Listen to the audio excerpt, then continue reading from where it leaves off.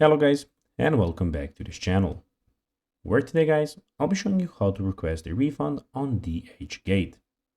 So guys, the first thing that you of course need to do is go to DHgate.com and you'll be greeted by a website looking like this. Now when you did that, you just need to go and log into your profile. But guys, if you do not have a profile, you can always go and register to DHgate.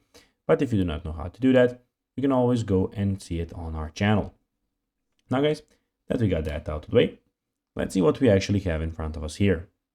So as you can see here, we have the official website where we have a lot of things going on. Here we have the search bar, we have all the categories, and in the top right corner, we have the recently viewed, the favorites, and the shopping cart, and of course, everything about your profile. Now guys, that we got that out of the way, let's see how you can actually go and request a refund on DHgate.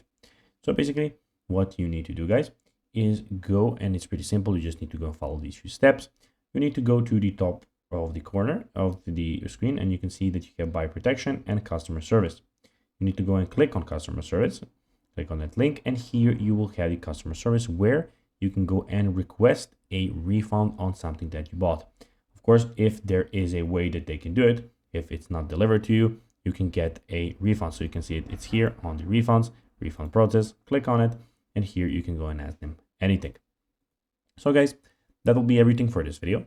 I hope that you found this video informative and entertaining, guys. If you did, don't forget to like this video, share it, subscribe to the channel, and put the notifications on, as this guys really helps us grow our channel. So if you have a few seconds to do this, it will be pretty cool. So guys, as I said, that will be everything for this video. I hope that you found it informative. And guys, as always, I'll be seeing you in the next video. Bye guys.